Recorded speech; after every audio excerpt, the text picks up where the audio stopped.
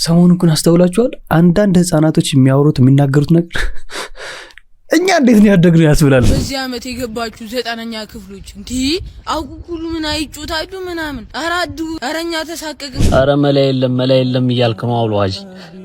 ያው እኔ መላለልህ እየመጣው ነው።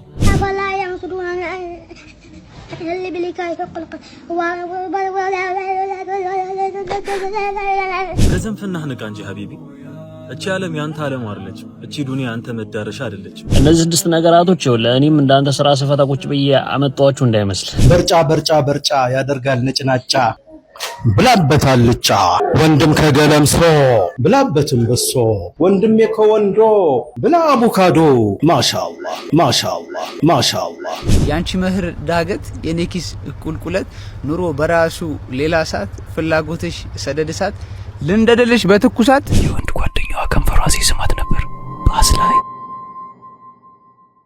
السلام عليكم ورحمة الله وبركاته يا جماعة እንዴት ናችሁ? እኔ አልহামዱሊላህ እጅግ በጣም ደህና ነኝ። ትናንት ቪዲዮ ለቅቄያለሁ፣ ዛሬም እየለቀቅኩ ነው፣ ነገም ይቀጥላል በአላህ ፍቃድ ኢንሻአላህ። ከዚህ በኋላ በየቀኑ ለመልቀቅ ሞክራለሁ። ጠንከር ብዬ ነው የመጣሁት። ጠንከር ብዬ ማንንም አልሰማም ትላለህ። እንሰማለን ቀልዴ ነው። ዛሬም እንደተለመደው አዝናኝና አስተማሪ ቪዲዮዎች ተሰብስበዋል። ዘና እያላችሁ ኢንሻአላህ ትማሩባችኋላችሁ ማለት ነው። ቪዲዮ ላይክ እያደረጋችሁ ለቻናሉ አዲስ የሆናችሁ ደግሞ ሰብስክራይብ በማድረግ ፋሚሊ ሁኑ። ወሬ አናብዛ፣ ወደ ቪዲዮ ከመሄዳችን በፊት ያ ጀማ አንድ ቪዲዮ አይተን እንመለስ። አሰላሙ አለይኩም ወራህመቱላሂ ወበረካቱሁ። እንዴት ናችሁ? ደህና ናችሁ? ሰላም ናችሁ? እኛ ደህና ነን አልሐምዱሊላህ። ያው እንግዲህ ካስታወሳችሁን በባለፈው በእናንተ ጥረት ካላህ በታች በእናንተ ጥረትና ድጋፍ ያው ልጄን አሰርቼለት ነበር። አልሐምዱሊላህ ደህና ነበር። ያው አሁን ግን በባለፈው ብርቱን እንሰራለን ብለው ነበር ለሁለተኛ ጊዜ የሰሩለት። መጀመሪያ እንደዚህ ከዛ እንደዚህ ሁለተኛ። ያው አሁን ግን ያ ውስጥ ላይ የገባውን ነገር ተቀዶ ቆዳውን ቀዶት ይሄው እንደዚህ ስለወጣ ለሶስተኛ ጊዜ ደግሞ አሁን ድጋሚ እንደገና ዘላቂ መፍትሄ የሚሆን ነገር መሰራት አለበት ተብዬ ነው የሰራው ዶክተሩ ማለት ነው። እና ያው አሁን በየሰዓቱ ኢንፌክሽን እየፈጠረ በጣም አስቸገረኝና ያው ተመልሼ ደግሞ አሁን ወደ እናንተ መጥቻለሁ እንደገና። ያው ባላህ ፍቃድ ለአላህ ሆናችኋለሁ ብትተባበሩኝ በጣም ደስ ይለኛል። እና ያው ዶክተሩ ከቻልሽ ውጪ ካልቻልሽ ደግሞ እዚሁ አሉ የሚባሉት ቦታ ደህና ቦታ ላይ ብታሰሪለት በጣም ጥሩ ነው። ተመሳሳይ የሆነ ነገር ውስጥ ላይ ቢገባለት ደህና ማቴሪያል ያለበት ቦታ ላይ ብሎኛል። ያው ከ200 እስከ 250 ሺህ ሊያስፈልግሽ ይችላል ብሎኛል። ያው እንግዲህ እንደተጫንኳችሁ እንደ አስቸገርኳችሁ አውቃለሁ። ብትተባበሩኝ በጣም ደስ ይለኛል። ተባበሩኝ ብዬ እላለሁ። ያው እንግዲህ ምንም ሌላ አማራጭም መሄጃም ምንም ነገር ስለሌለኝ ነው ድጋሚ ወደ እናንተ የመጣሁት። ያው እንግዲህ ለአላህ ሆናችኋለሁ። እንደምንም ብላችሁ የምትችሉትን ነገር ብታደርጉልኝ ደስ ይለኛል። ያው ስለተጨናነኩ ነው መልሼ ድጋሚ ወደ እናንተ የመጣሁት። እና ያው እንግዲህ ዘላቂ የሆነ ነገር እንዲሆንልኝ ማለት ነው። እና እንደዛ ነው ብላችኋለሁ። ሰላም አለይኩም ወራህመቱላሂ ወበረካቱ። እንደተመለከታችሁት እንግዲህ አሁን ላይ ምንም ምግብ እየተቀበለላት አይደለም። በጣም እያስቸገረው ነው ያለው። ምክንያቱም እስኪጠግብ መብላት አልቻለም ስለያዘው ሆዱ ላይ ማለት ነውና አስቡት። ልጁ 8 አመቱ ነው። ኪሎ ግን 11 ኪሎ ነው።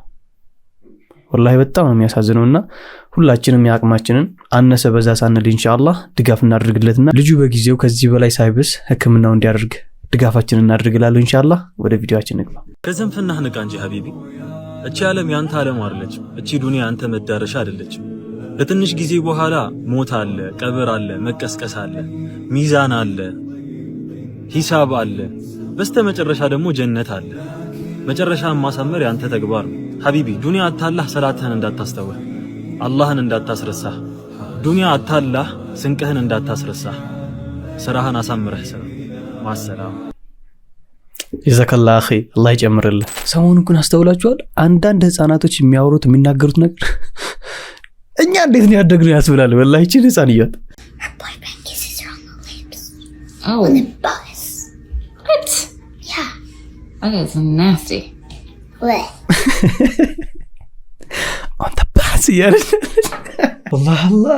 አላህ ታላቅ እህት ያደረገችን ነገር ቤት መጣ ለማዘሯ እያስረዳች ነው።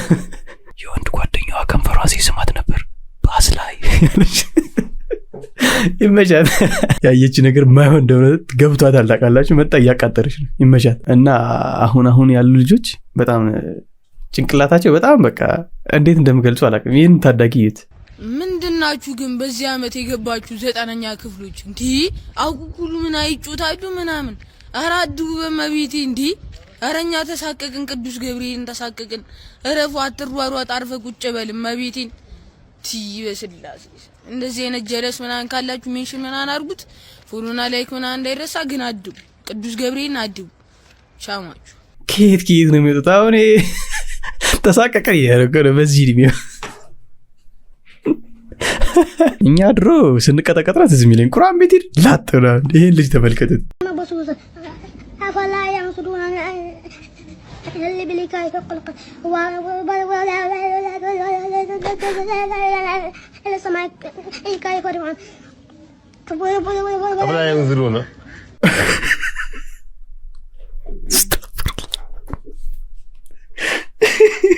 እንደዚህ አልተቀጠቀጥኩም፣ ግን ያው ድሮ እንደዚህ ነበር። በቃ ቁርአን ላይ በቃ ሃርድ ነው። ሁሉም አባት መቅራት አለብን ነው ግዴታ። ያው ሁሉንም ምስል ግን ያው ማጠቃለል እንዳይሆንብኝ ቁርአን ቤት ሂድ ማለት እዚህ የማይላቸው ወላጆችም እንዳሉ ሆነው ግን ደግሞ ያው መቅራት እንዳለብን ሙስሊም ከሆነን ግዴታ መቅራት እንዳለብን የተረዱ የሚያውቁ ሰዎች ሄደን እንድንቀራ ያዙናል አይደለ? ግን ደግሞ በጣም ደግሞ ሃርድ የሆኑ ሰዎች አባቶች እንደዚህ ናቸው። አንዴ ልድገም። اللي بليكاي فقلق إلى سماك إيكاي كورمان قبل أن ينزلون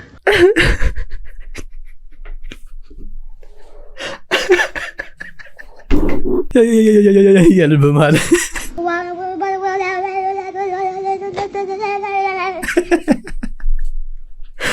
አስተግፍሩላህ። እንደዚህ ሲበዛ ደግሞ ከባድ ነው። ያው ግን አንዳንድ ልጆች አይሰሙም፣ በጣም አስቸጋሪ ናቸውና ልጅነታችን የአብዛኞቻችን በዚህ መልኩ ነው ያለፈው።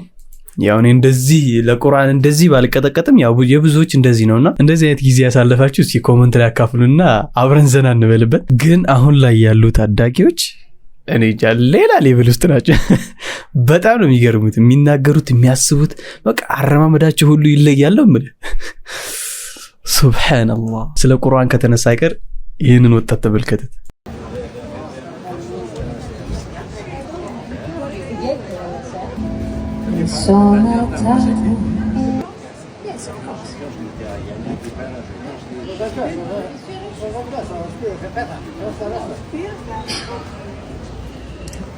أعوذ بالله من الشيطان الرجيم بسم الله الرحمن الرحيم الحمد لله رب العالمين الرحمن الرحيم الله أكبر يوم الدين إياك نعبد وإياك نستعين اهدنا الصراط المستقيم صراط الذين أنعمت عليهم غير المغضوب عليهم ولا الضالين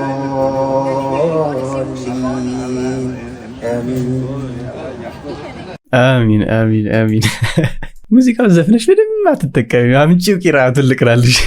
ማሻአላህ ማሻአላህ። አረ መላ የለም እያልክ ነው አውሏጂ። ያው እኔ መላለልህ እየመጣው ነው።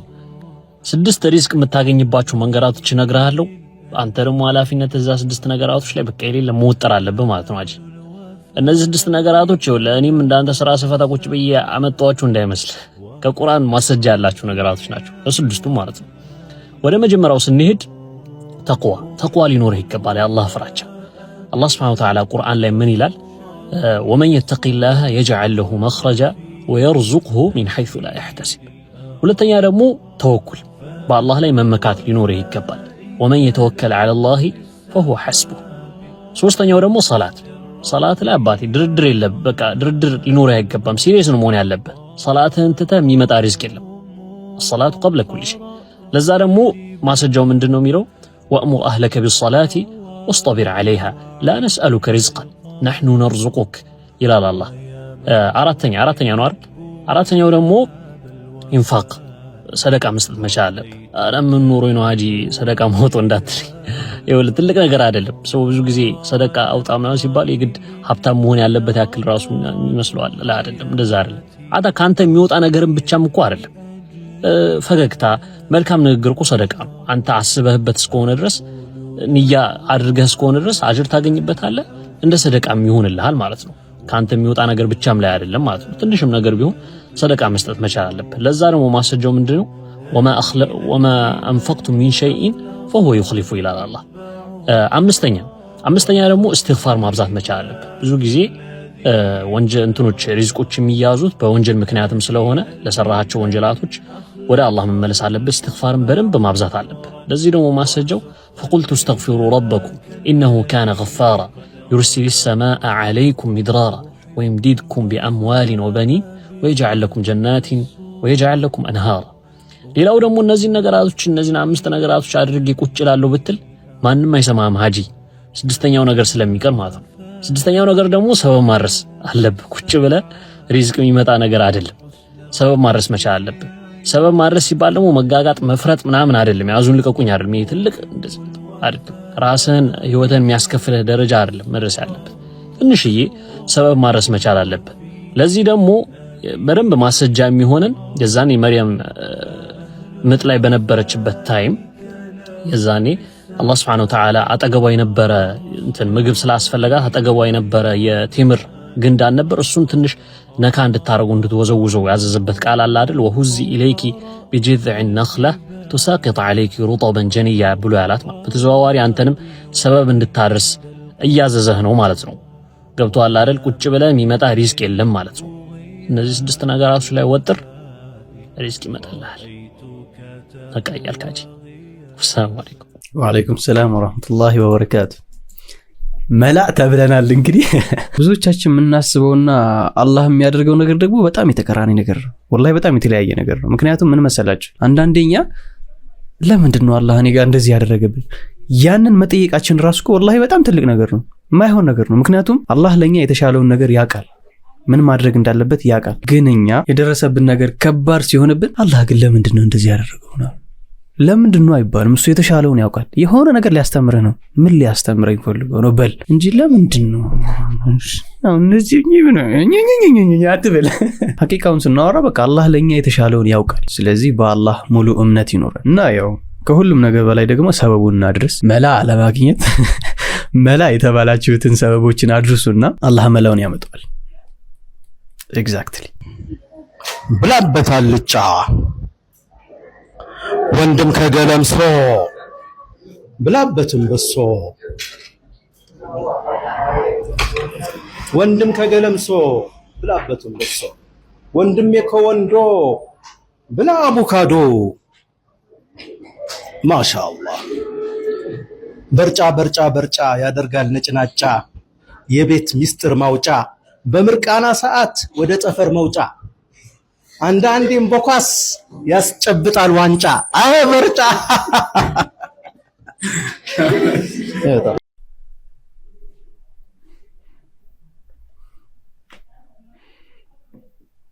ምን ይባላል? አሁን የሚናገረው እኮ ነገር ልክ ነው።